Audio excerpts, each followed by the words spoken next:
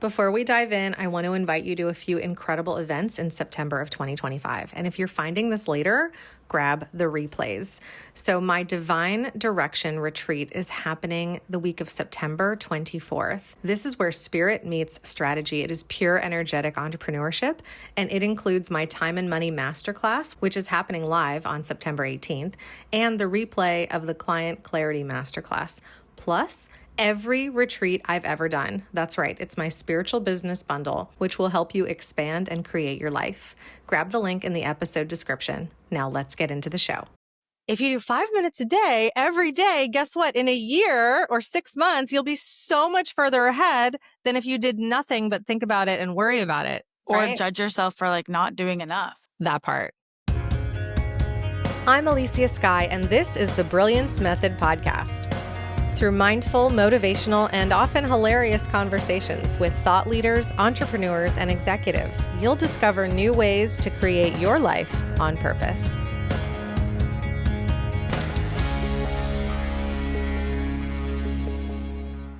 Hello, my friend. Welcome to the Brilliance Method. Today, we are hanging out with the amazing Alicia Wood, who is a mindset coach, intuitive healer, and spiritual guide, and host of the top-rated podcast, Fuel Your Fire podcast with Alicia Wood, which I was a guest on, and we will be linking that episode in this episode description as well.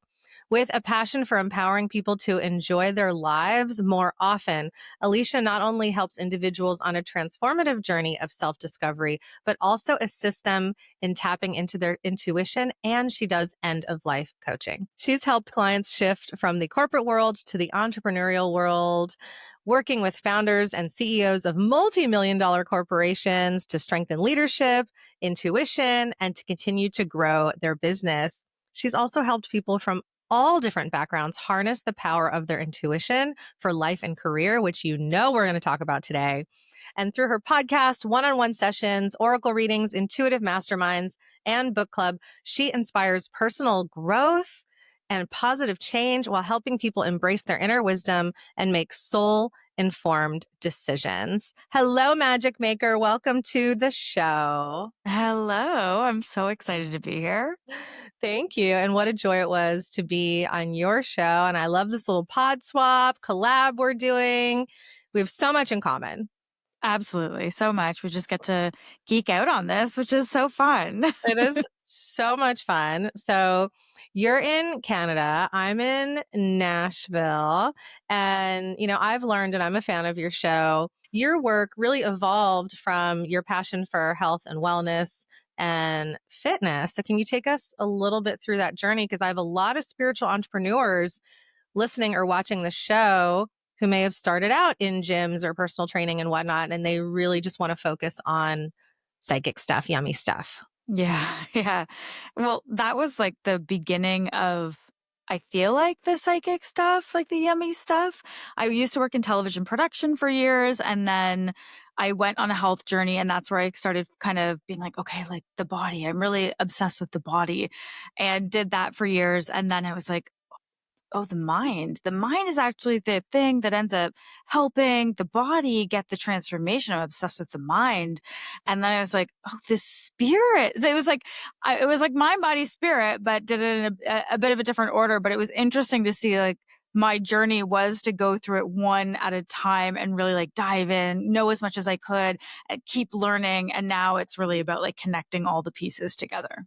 Wow, you integrate it so beautifully. And I know in recent times, you're also working with people at the end of your life. And you told me a bit about that. So recently I started volunteering in hospice and got my death doula certification. So working with people at end of life. The reason why I feel like I got called into this was there were a lot of deaths in my family over the past few years. And so I don't know if this is true for everybody, but it's definitely true for me. When something happens and I'm feeling oh, this is going on, I want to get into it more and understand it more. So with all the death, I'm well, let's move toward the death and understand it a little bit more, the process of it, help people who are going through it. And I just realized I really want to work with people who have a prognosis. They know they are going to die. There's 6 months to a year, however long it is for them, and helping them come to terms with it. Whether or not they do come to terms with it, again, that doesn't, they don't need to, they don't not need to, but just being able to help hold space for them and decide how the rest of their life, how they want the rest of their life to look, and be able to just be somebody who they can talk to freely. Cause I think that there's a lot of people who are going through this and can't speak freely to their families for fear of, well, I can't really say what I'm actually thinking because what about I have to protect my family's feelings, et cetera, et cetera. And so I want to be the person that they can go like, yeah, this sucks. This is awful. I don't want to do this anymore. Like whatever it is for them, where they have this safe space and this person who can just hold it for them and help them enjoy the rest of their life however they choose to, whatever that looks like, whatever is right for them. But they're still alive. I think that that's the big thing is like, you're still alive. So why not have that support system to go like, okay, well, here's what I would want. Great. Let's see how you can make that happen for you. What's sacred work? Yeah. I feel like it's something where I'm like, wow, like if I were to have that, like if I were going through that, I would want that. I don't want to, there's no part of me that would want to do that alone or just do it with my family. I'd want to have a person who I feel so safe talking to and expressing what's going on and knowing that I am held and not judged. And yeah, we can Well, move forward and I can have that support. you haven't used the word shaman necessarily in your descriptions in knowing you as briefly as I've known you, but you're doing shamanic work. You are really walking a path with people to clear karma, to feel fulfilled, to forgive and release so that wherever we go next, and if they are prepared to return here or anywhere else, they're doing it hopefully with a clean slate. And isn't that what we all want? And we're working so hard in our lives to clear that karma and get off this rock and hope that either we don't have to come back, or if we do, it's more of like a princess life and we're just checking off like a couple little things that are still kind of itching at our spiritual experience. So for you to help people close chapters on that and just truly return to love is so amazing. Like, I Thank just you. want to sit in that for a moment. You're welcome. Like the gravity of your choice to do that. Damn, girl. Yeah. I'm I'm really grateful that I get to do this. I think that's like the big thing, like that I would even have the idea and be like, and it, and I do feel like I'm chosen to do this in a way, like it's meant for me to do. I'm meant to help in this way. And the ideas have dropped in to do it because there are people who need it. And there are people who need to be in my energy and I need to be in their energy. And I know it'll be, an absolutely sacred experience with absolutely every single person I work. Wow. You know, you and I have, like I said earlier, a ridiculous amount of things in common. I forgot that you even had your video production background, which I do as well. And we got on the call today and I'm like, we both cut our hair. Of course we did. Like there's something happening between us synergetically, which is very cool. Yeah. And I just want to share with you, and I actually haven't talked about this ever on my show, that so I've had a lot of death in my life as well, and everybody knows that. But when I first was with someone, when they were getting ready to cross over, like I sat with them during the hospice period, it was just a good friend. And then there were quite a few people I was with when they transitioned. And there was a family member who was in a coma, a medically induced coma, while they were really working hard on curing his cancer. And while he was in this coma, I was able to communicate on his behalf from him to his wife. So I would go to the hospital and I would sit there, and he was in this crazy big machine that was like rotating him. I'd never seen anything like it. And I would get telepathic messages from him to share with her that were very comforting for her. And what was so wild about that experience, this was many years ago, but not only did it help her feel like he was still there and he was fighting and he was hanging on and they could have a conversation, like he was telling me things to tell her about the house that were true, of course. And when he came out of it, he it wasn't that he remembered having those conversations with me because he was in a coma and we were having a subconscious conversation, but he was so grateful that I was able to do that. And the things that I shared with him that he had shared with me, even privately, he was like, wow, I would like, there's no way you would know that stuff. So, point is, it was just so healing to sit in that hospice environment. And there was a period of my life, Alicia, where I was like, I wonder if I'm supposed to do death doula work or sit in hospice. And I felt so sensitive about it. Like, I don't even like watching scary movies, horror movies. Like sometimes like if there's an animal video where an animal is reunited, like I cry too hard and it just throws me. I'm like, am I built for this? I don't know. So I started as basically a minister doing some funerals and celebrations of life to do that. And again, it was beautiful, but I didn't love it as much as I loved officiating the weddings. So I don't know, but there's always something there that just like kind of calls me back. So hearing what you're talking about, maybe we're just going to like team up at some point for something or Yeah. someone. But Yeah. you always And inspire me. same. Thanks.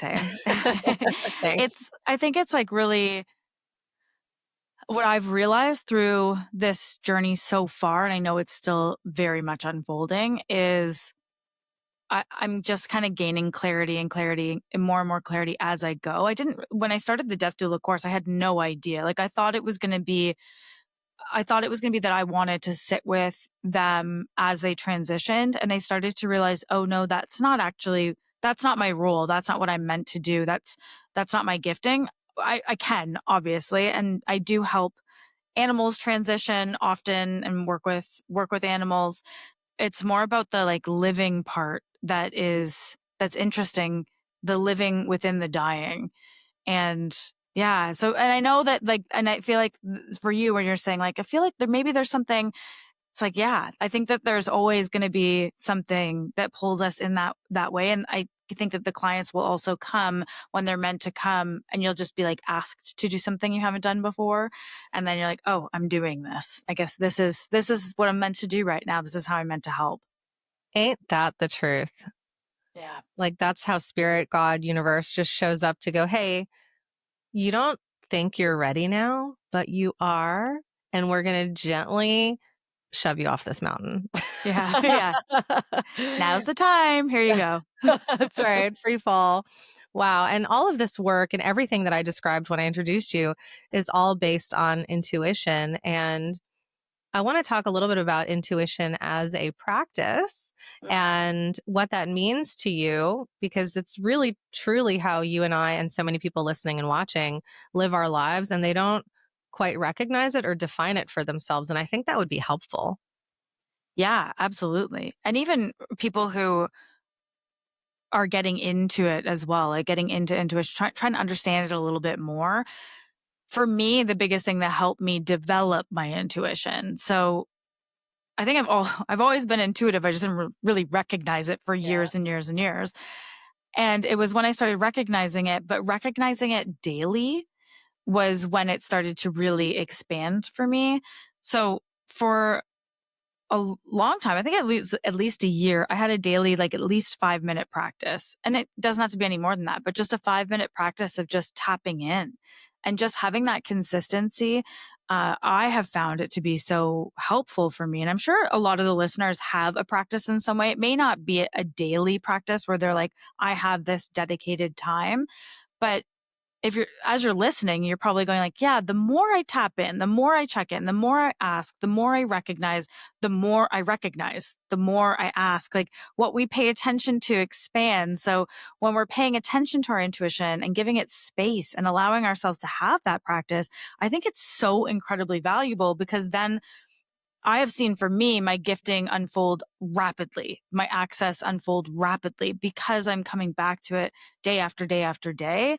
I just think it's something that we don't talk about that much. Like, we practice yoga, but we aren't practicing intuition. And if we think of it in that way, it's like, that's where we get to just see, oh my gosh, this magic just keeps getting to unfold.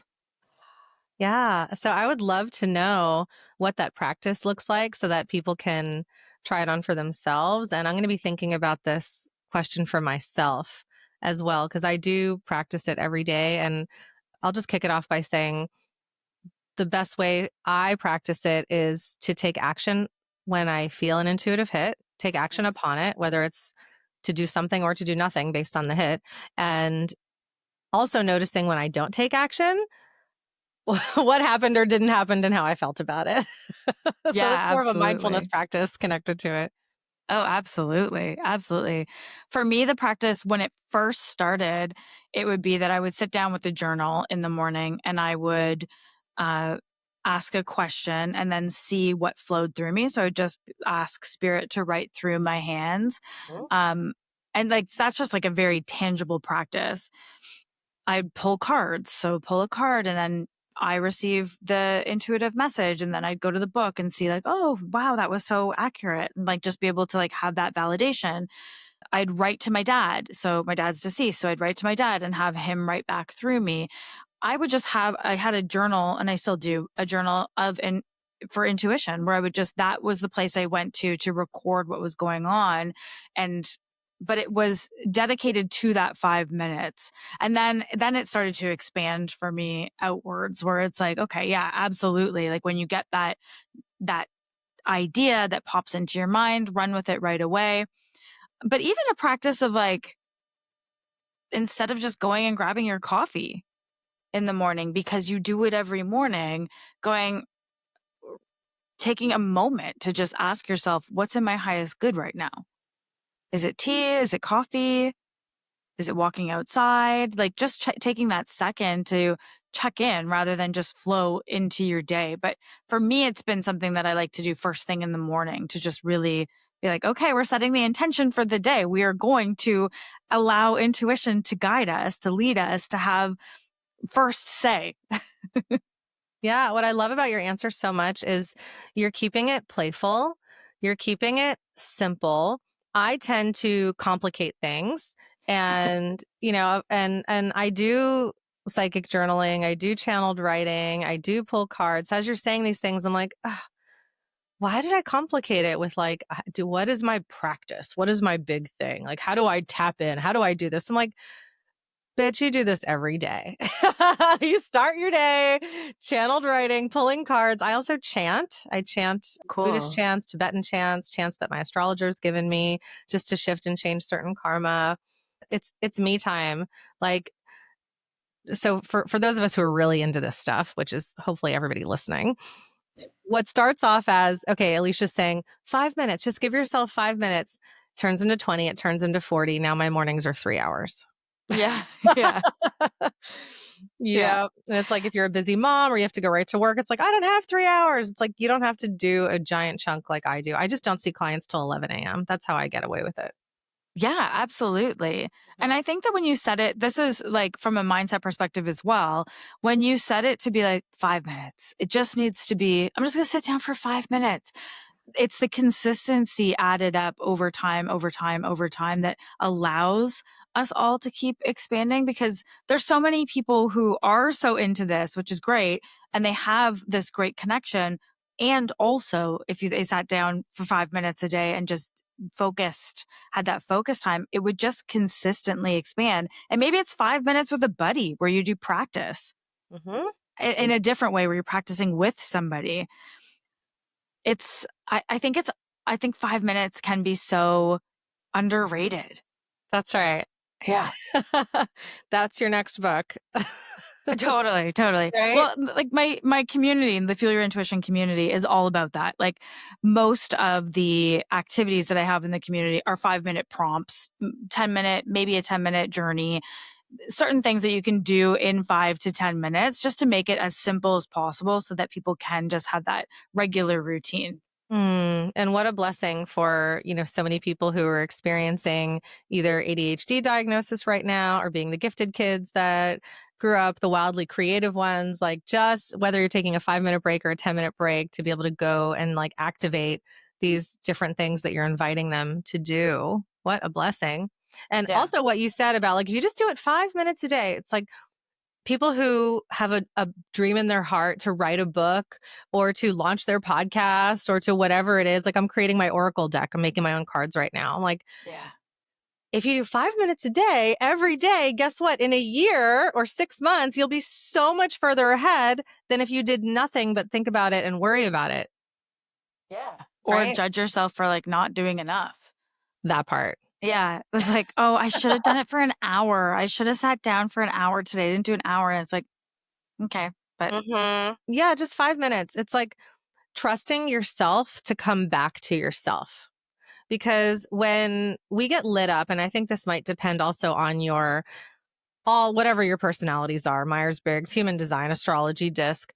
Like when I get into something, I want to get into it and I want to binge it. So that's why I like my 5 minutes turned into 3 hours. So the 5 minute a day breaks for me are very helpful when I'm devoted to them. When I go, okay, after we hang up this podcast, I'm going to go outside and I'm going to walk in my yard for 5 minutes. Like it becomes a ritual. So for those of you who are like, I can't, it takes me 5 minutes just to sit down and start to focus. And then it takes me 10 more minutes to finally get focused. I can't do 5 minutes. It's like, I hear you. I believe you. I honor that that is your experience. Let's make it a ritual. So if you just want to sit and just spend 5 minutes trying to get focused, if there is one intuitive thought, feeling, or hit that comes through in that 5 minutes, you've already won the game. And if nothing comes through and all you did was just chill and not look at your phone, you've already won the game. yeah, absolutely. Absolutely. You sat down for it. Yeah. You set the intention and more is going to come to you because you did that. Like you're going to receive more throughout your day. You're going to have that like, oh, do that thing right now. And you're going to be more likely to follow that thing, hear it first of all, or see it or know it, whatever it is for you, and then follow through on it. It's going to be more likely when you have that regular ritual and it is part of your day to day. Yeah, absolutely. 100%. And when I am on my weekly coaching call with my clients in the Brilliance Method, we often do a channeled writing and we just say, what does my soul need to hear right now? So maybe you and I can just riff or brainstorm for our audience, just some journal prompts, or maybe you have some in your arsenal you could just share. Because if that one doesn't resonate or the one that you shared before might not resonate, let's throw out a few for people to connect with and then get this going. Yeah. My favorite one is just to ask, what's in my highest good to know right now? It's just so basic. So basic. What's in my highest good to know right now? Are we going back and forth? Are we doing like a onesie? Yeah, sure. Let's just try it. We're just playing. We're creating. We're throwing out great ideas, bad ideas. If you're listening, comment in real time what yours could be, and we'll Yes, jump in please on them do. with them. I love this. I like who has a message for me today. Oh, that's good. That could That's be a good. fun one, right? You don't know who's going to come through. And then, of course, if it's like, it's not just going to say grandma, right? There's going to be a message that starts to come through. So just activate your psychic mediumship or even, trans mediumship if you're channeling it and writing it or speaking it out while you're writing. That could be fun. Yeah, absolutely. This one's coming to me about gifting. Like, what's a gift that I'm not recognizing or paying attention to? Can we all do that like right Like, now? I know. I'm like, I'll write this down for later. This is a good one. Yeah. Purpose. Sometimes it feels really big or too big to think about life purpose. And I'm a certified life purpose coach. So that's one of my favorite things to talk about. So when we're like, okay, well, what's my purpose? What's my purpose? And we don't want to diminish things like, motherhood, daughterhood, sisterhood, whatever that is for that person. Sometimes it's great to just sit in the moment and go, what is my purpose for today? Or what is my purpose right now? Or where can I be more on purpose right now? Mm. This is an interesting one because it's not really a journal prompt, but it's more of like what I ask throughout the day. So if I'm worrying about something, like something's coming up and I'm like worrying about it, I'll just ask, do I need to worry about this? And then it's always no. No, you don't. No, you don't. And to add to that, when we're worried about something, how much of this is mine? Ooh, absolutely. Or even when we're feeling heavy or like, oh, I feel anxiety a lot when it's not mine. And I'll be like, is this mine? It's like, no. I'm like, oh, okay. Well, then can you help me release it?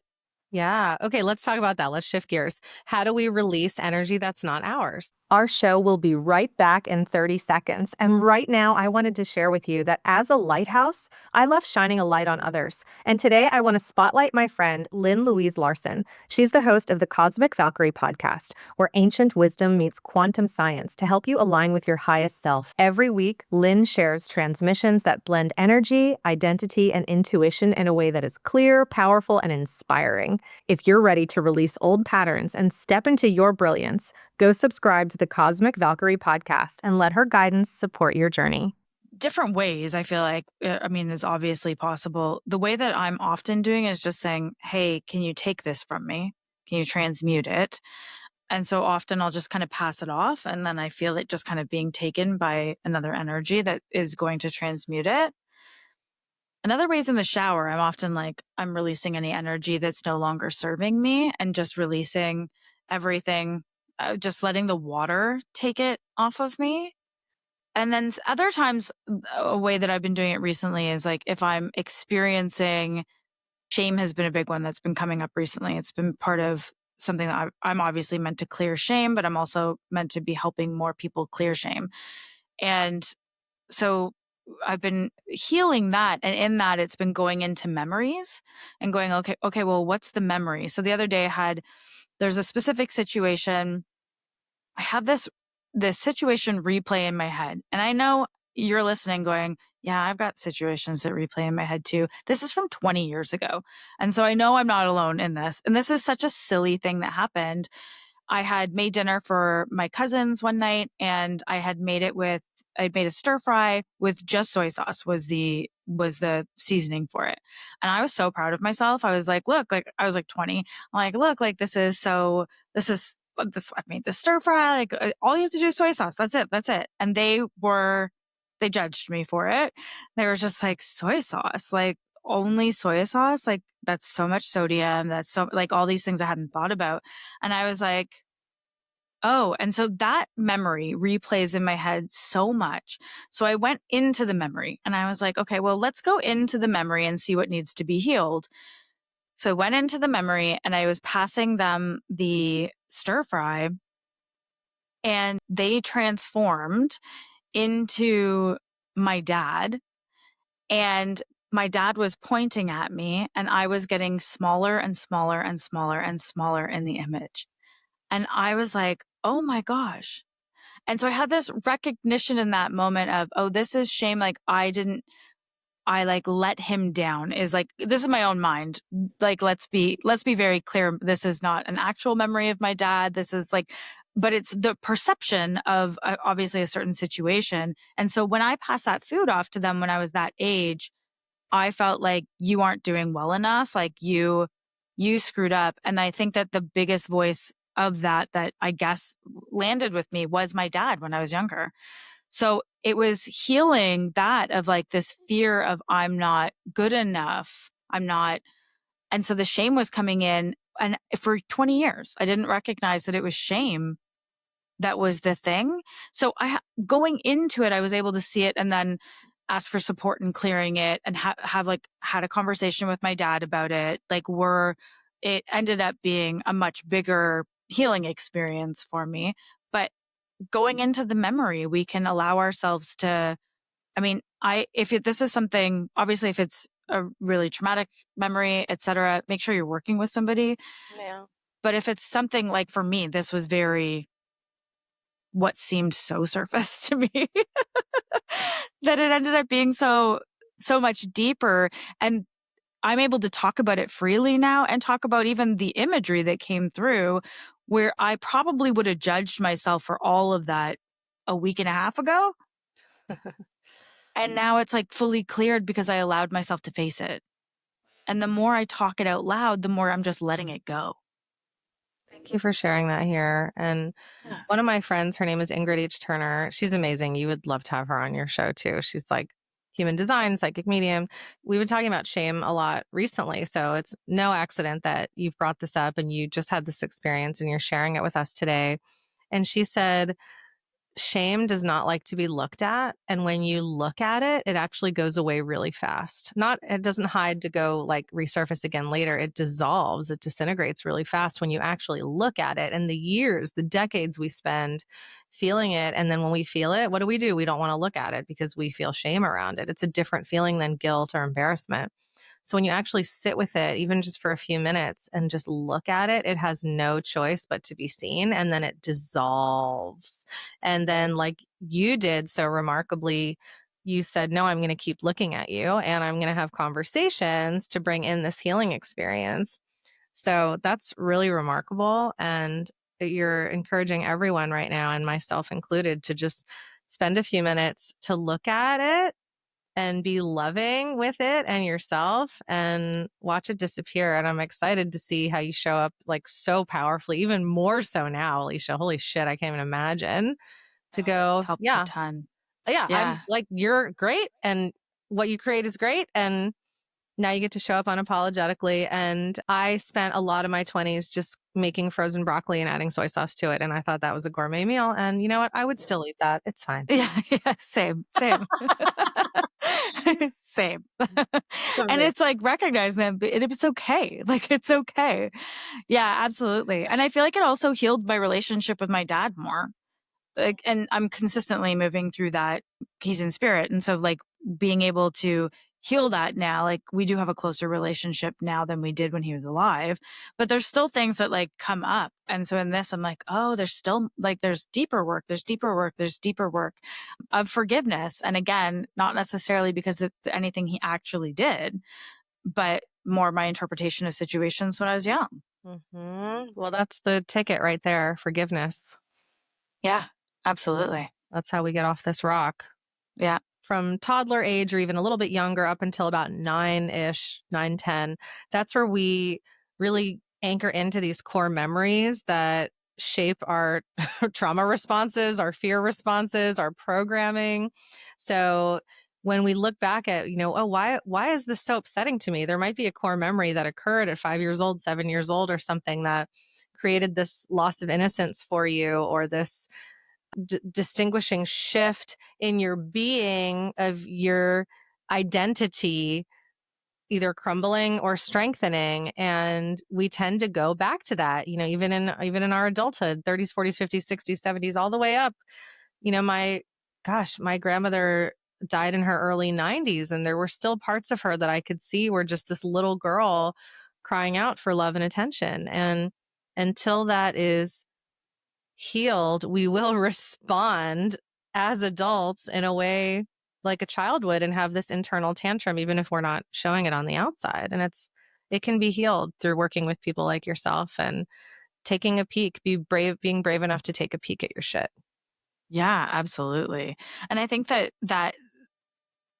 the other part of that is like, and we never know, like we're responding from this place, this child, but we aren't even aware of what the original, we may never figure out what the original trigger was, but we can still heal it even if we don't know exactly what that core memory was. But it's just, there's so much hidden in our unconscious mind that can be cleared, can be healed, can be loved so that we can move forward. And yeah, and it also gives us a lot more compassion for other people and how they're acting in the world. And so we can say like they're doing the best they can, and we can show up with compassion when we understand like, oh, they just like me are unhealed. There's still healing for them to go through, still healing for me to go through, which then helps us show up with so much more compassion. Big time. Okay, I Yeah. want to get a little granular on that for a second, because Yeah. I have noticed myself on occasion judging usually close friends or family Mhm. when I know they could do better. And when I feel, well, I'm very compassionate. And I'm like, look, this is what was, this is what was filled in their bucket when they showed up to Earth. And here's their bucket full of trash, like we all have, and also a bucket full of magic. And when I say they're doing the best they can with what they have, that gets me pretty damn far. But then I think, but they could actually do some work with a coach or a healer or a Yeah. therapist or anything to like get over the hump and actually be the greatest version of themselves. And whether or not I'm doing that work, which I usually am, I try to be consistent about it. I want to be better. I want to be happier. I want to be more forgiving always. I try to be a better person every day. When other people aren't doing the work, there's that small line of, well, they're doing the best they can with what they have right now. And if they could do better, they would. If they were willing to do, if they were ready to do the work, they would. But I sometimes want to shake them at that moment, at that crossroads. And I'm not always the most patient person about it. I'm always kind, but I think in those moments I have to give people space because they feel like I'm judging them. And I kind of am, but I'm not even outwardly saying anything. I think they can just feel it, or they see me on a trajectory that's not always up. Sometimes it's up and fucking crashing down and then back and forth as the spiritual journey is. But you know what I'm saying? Like, yeah. Oh my gosh, I relate to this so much. yeah. Absolutely. It's like my main trigger is is when I feel like people could be doing not more. I don't think the word is more for me, but it's more I think it comes from a place of love because we can see where they could be feeling better, enjoying their life more. Like there's so much potential.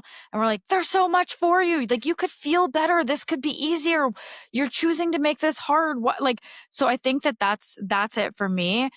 I've had people say, well, it's easy for you. And I'm like, no, it was not fucking easy for me. Right. It was really fucking hard for me to go through this. I went through hell. I struggled. I had depression. I had social anxiety. Like I chose to move through things.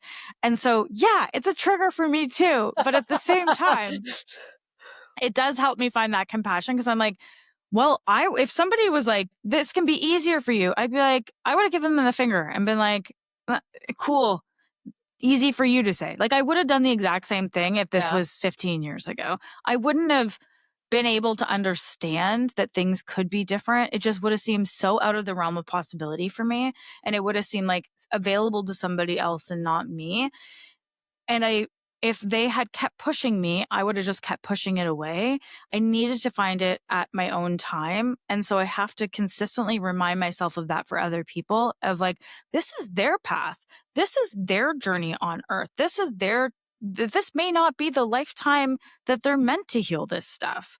Like, and the more I can remind myself of that, the more I can just like settle into like, this might actually be great for them. This might be exactly what they need.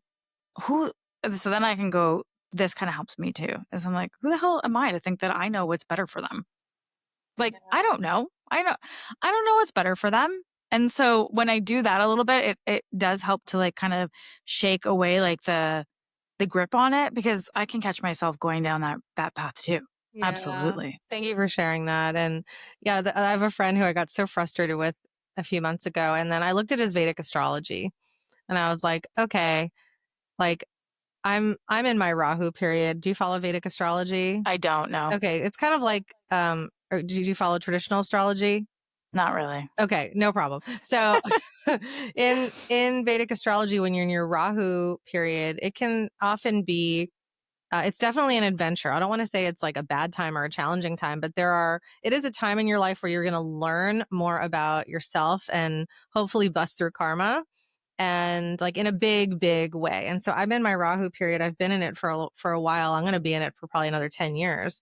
And when I looked at, well, when is he going to go through this cycle, which I think could last like 20 years, give or take?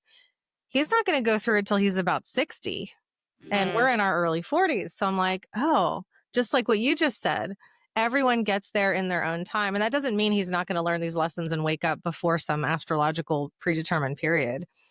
But that helped to give me some compassion to go, yeah, we're all on our own timeline. And there's people that have gone through these big breakthroughs much earlier than I even did. And who knows what the fuck I've got left in the next 10 years and then the rest of my life. Like, I hope I just keep getting shook up and woken up and that I handle it with grace.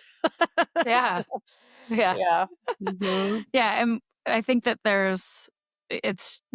it's helpful to recognize these things. And this is such a great example that you'll be able to come back to the next time it affects you. Then you can go, oh, remember that other thing though?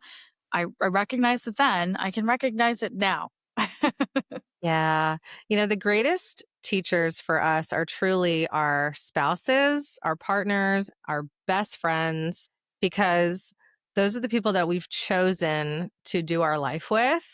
And when we're not always on the same path or the same page or working at the same spiritual pace, we always give them grace because we've committed to spending our life with them. Where we're so impatient with our parents or our coworkers or, colleagues and things like that, that we feel like maybe we didn't make as strong of a choice. But then when you zoom out on a spiritual perspective, we 100% chose our parents and these other people in like the outer key rings of our soul circle of who to travel with. So it was all a choice. Everything's a choice. Give everybody grace and give yourself grace. Yeah. And I think I just was shown another way to be able to move through this is like also moving into the energy of that person. So you can go into like a bit of a journey, similar to what I did with tapping into that memory, but tapping into them and you and your connection. It's like, what am I to gain from this situation? What am I to learn here? What is the purpose of this for me?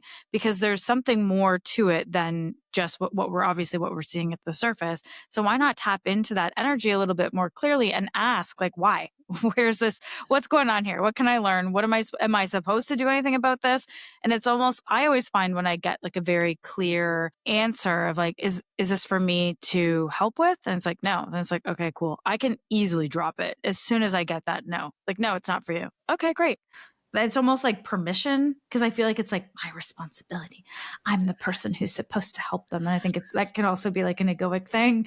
And it's like, it's not. This is not your thing. Stop trying to make this about you. This isn't about you. That's right. Be the lighthouse, not the lifesaver. Yeah. Yeah. Absolutely. Amazing. I want to pull a card or two for us, for you as a gratitude and for everyone listening, and just kind of tapping into just all of this magic that we've discovered. Oh, one already popped out. We set an intention before the call. Okay, so these two popped out. So I'm using the Goddess Guidance deck right now. So for you, Alicia, and for everyone else, we have two. This one is Yamanya, Golden Opportunity. This one has come through a couple times. Important doors are opening for you right now. Walk through them. Beautiful. Love that.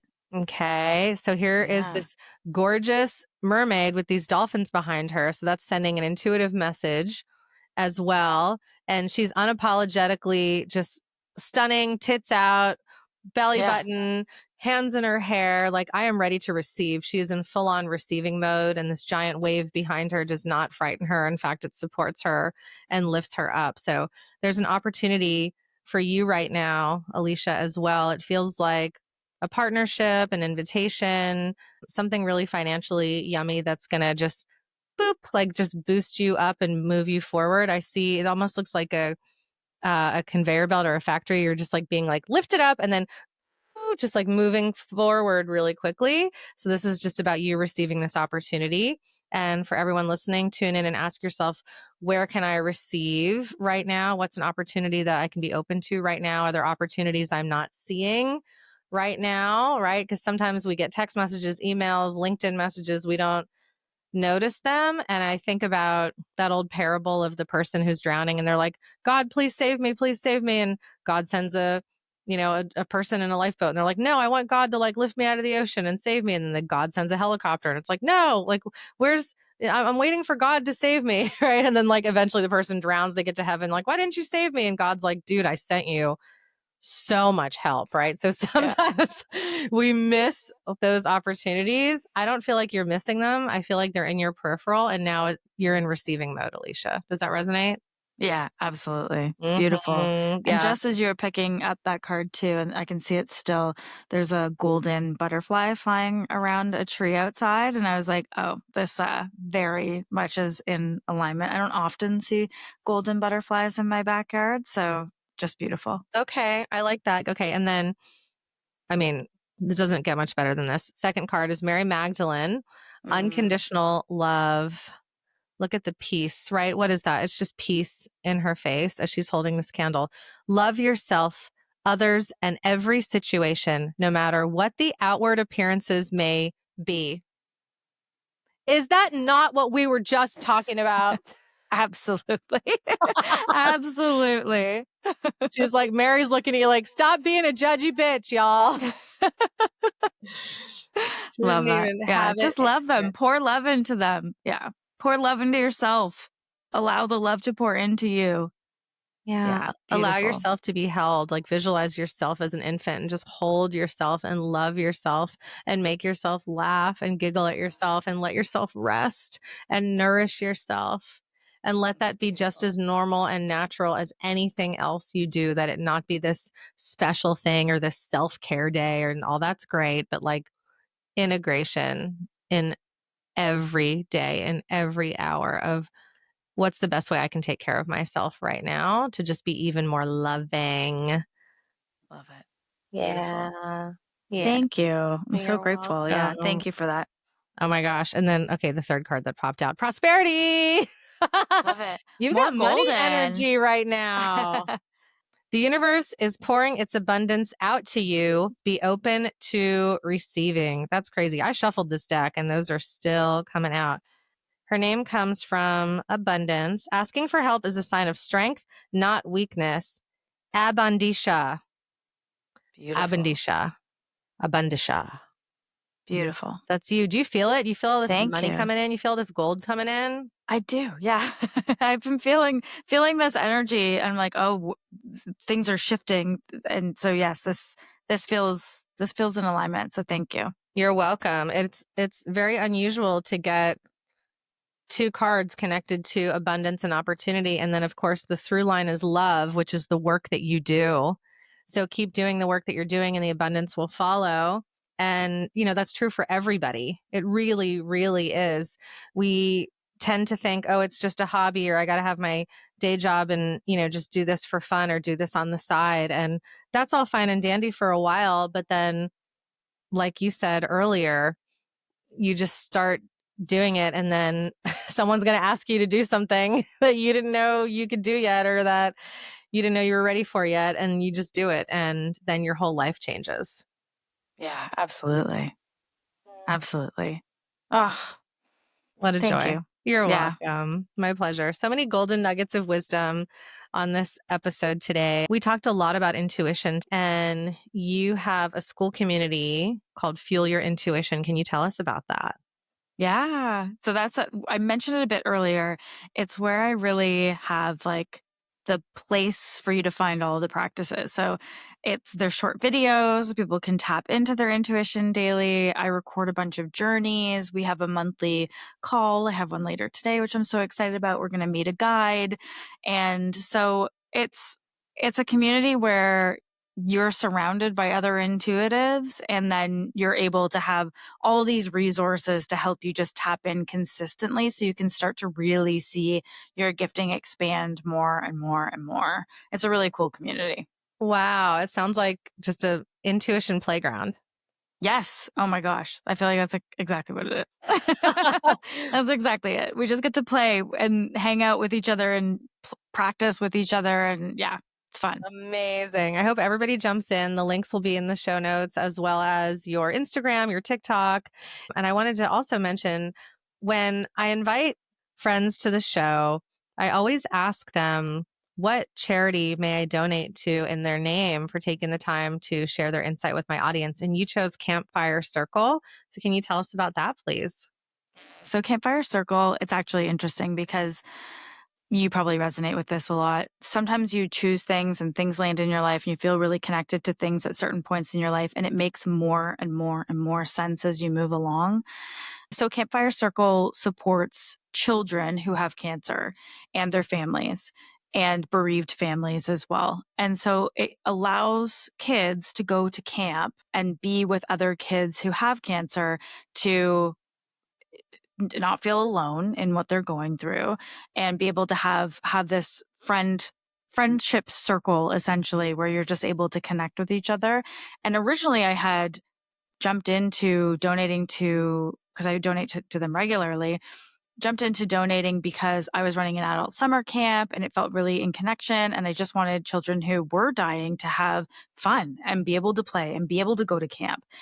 And as I move further into life, realizing what else is coming up and then helping people who are dying, I'm like, oh, this makes sense that I would have wanted to support bereaved families and also children battling cancer. So it's a really cool charity, and they do a lot of really amazing things for families and children. Thank you. Yes, you've come full circle, truly. Yeah, it's wild. It's kind of cool. It's just like it all unfolds intuitively. And it's just, I look at all this as just this giant playground, this giant game, this giant amount of fun where I'm like, what's next? What else? Like, how fun is this? And I don't know what's down the road. Like, I don't know what that path is that's coming. And I'm like, great, cool. Well, I'll jump onto it when I'm told.